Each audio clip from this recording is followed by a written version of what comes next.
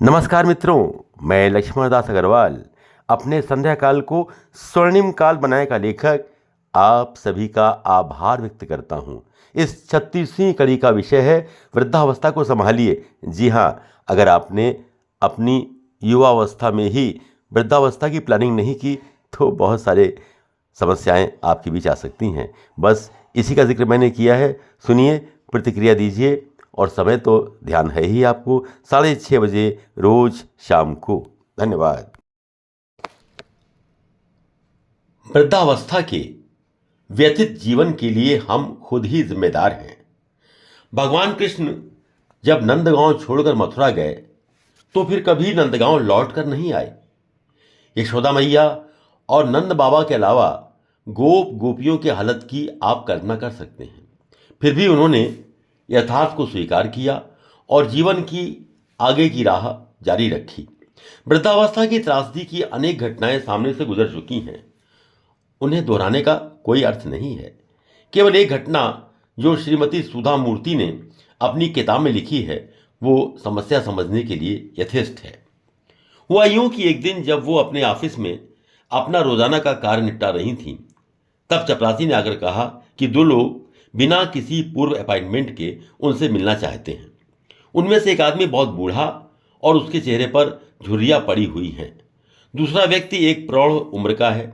वे कह रहे हैं कि उनका मिलना बहुत जरूरी है और वे मिलकर ही जाएंगे। ये सोचकर कि हो सकता है कि उन्हें कोई बहुत खास और जरूरी काम हो, सुधा मूर्ति जी ने उन्हें अंदर बुला लिया। मध्य आयु के व्यक्ति ने बताया कि यह वृद्ध व्यक्ति उसे बस स्टैंड पर मिला और रो रहा था। शायद बहुत मुसीबत में है। उसका कोई देखभाल करने वाला नहीं है। वो कुछ आश्रय चाहता है, लेकिन उसके पास एक भी पैसा नहीं है। उस वृद्ध व्यक्ति के पास एक बैग भी था। सुधा मूर्ति जी ने बात को काटते हुए पूछा कि वे उनसे क्या चाहते हैं। उस प्रौढ़ व्यक्ति ने बताया कि आप इतना बड़ा सहायता का कार्य करती हैं तो इनकी सहायता कीजिए। सुधा मूर्ति ने उस वृद्ध व्यक्ति से पूछा, क्या तुम अकेले हो और कोई तुम्हारे साथ नहीं है? तुम्हारे परिवार का क्या हुआ? उसने जवाब दिया कि मेरा कोई नहीं है और रोने लगा।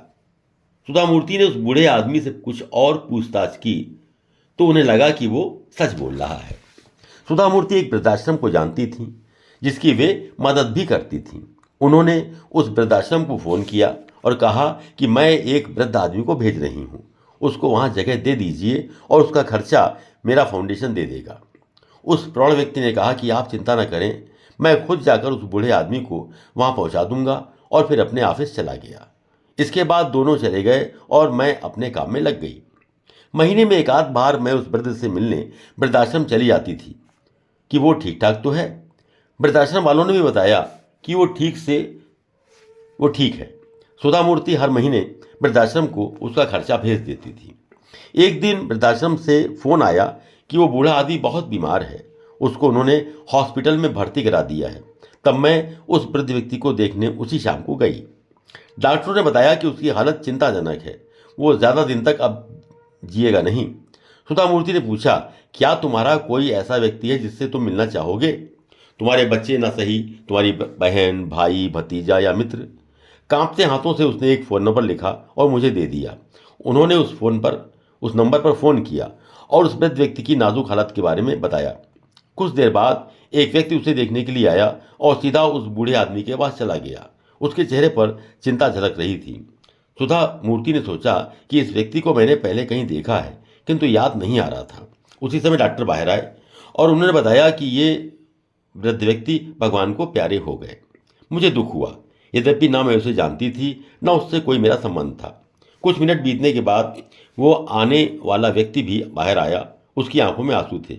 वो बेंच पर बैठ गया और फिर उसने पूछा कि इस बूढ़े आदमी के पास एक बैग था, वो कहाँ है? सुधा मूर्ति ने कहा, कौन सा बैग? वो बोला, ये आदमी जब वृद्धाश्रम में आया था तब एक बैग उसके पास था। सुधा मूर्ति की उत्सुकता जाग उठी, तुम्हें कैसे मालूम कि उसके पास कोई बैग था? इसके बाद सुधा मूर्ति ने एक चपरासी को वृद्धाश्रम भेजा जो बैग लेकर आ गया, किंतु उन्होंने फिर उस आदमी से पूछा कि तुम इस थैले के बारे में कैसे जानते हो? वो हड़बड़ा गया और बोला कि मैं ही इसे वृद्धाश्रम छोड़ने गया था। सुधा मूर्ति ने पूछा कि तुम कौन हो और क्या रिश्ता है तुम्हारा? उसने बताया कि मैं इस वृद्ध का पुत्र हूं। सुधामूर्ति को गहरा धक्का लगा और शायद हमें और आपको भी इसका एहसास होगा। अब सुधामूर्ति को याद आ गया कि यही आदमी मेरे ऑफिस में इस वृद्ध व्यक्ति को छोड़ने आया था। सुधामूर्ति ने कड़क कर पूछा, तुमने मुझसे झूठ क्यों बोला? तब उस आदमी ने अपनी कहानी सुना दी कि मेरी बहुत सारी समस्याएं थीं। मेरी पत्नी मेरे पिता को बिल्कुल पसंद नहीं करती थी और उसने कहा कि या तो मैं रहूंगी या तुम्हारे पिता, तब यह समस्या आपके द्वारा हल हो सकती है। तब मैंने आपसे भेंट की। सुधामूर्ति ने कड़क कर फिर कहा कि हम उन आदमियों की सहायता करते हैं जो निराश्रित हैं, उन लोगों की नहीं जिनके अपने बच्चे होते हैं। जब आखिरी में बैग खोला गया तो उसमें पुराने कपड़े और दवाइयों के अलावा एक बैंक की पासबुक भी मिली। उस बैंक के खाते में उस वृद्ध व्यक्ति का 1 लाख रुपए से ज्यादा रुपए जमा थे और उस आदमी ने नॉमिनी में अपने बेटे का ही नाम लिखवाया हुआ था। वो बेटा जो अपने पिता से छुटकारा पा चुका था, ऐसा बेटा जिसके दिल नाम की कोई चीज ही नहीं थी, जो अपने पिता को वृद्धाश्रम में भर्ती करा गया और आज वो पिता के रुपए पर अपना हक जता रहा है। पाश्चात्य देशों में यहाँ वृद्ध व्यक्ति वृद्धाश्रम में मरते हैं तो वे ज़्यादातर अपना रुपया किसी वृद्धाश्रम को या अस्पताल को जिसने उनकी देखभाल की है उनको दे जाते हैं, जिससे दूसरे अन्य वृद्धों को भी फायदा मिल सके। वे अपना रुपया अपने बच्चों को नहीं देते, न ही बच्चे अपने माता पिता से ये आशा रखते हैं। ये कहानी सारी दुख दर्द से भरी वृद्धों की कहानी का मूर्त रूप है। ऐसी स्थिति से सम्मान से जीने का यही तरीका है कि आप आर्थिक रूप से अपने को सामर्थ्य बनाए रखें और साहस रखें और अपने मित्रों से संबंध रखें और स्वास्थ्य की खुद देखभाल करें। अपने जीवन को स्वतंत्र रूप से जिएं और आसक्ति में भी विरक्ति का भाव रखिए। सभी व्यक्तियों को इस कथानक में अपना भविष्य ढूंढना चाहिए। के लिए एक स्पेशल ऑफर। इस किताब की मार्केट प्राइस 500 रुपये है, जिसपे आपको मिल रहा है 40% डिस्काउंट, यानी कि मात्र 300 रुपये में with free delivery at your door step. Book लेने के लिए इस QR कोड पर या स्क्रीन पे दिखाई गई UPI ID पर 300 रुपये का पेमेंट करें और उसका स्क्रीनशॉट अपने एड्रेस के साथ हमें WhatsApp नंबर पर भेज दें and you will receive your book with in 4 to 5 working days.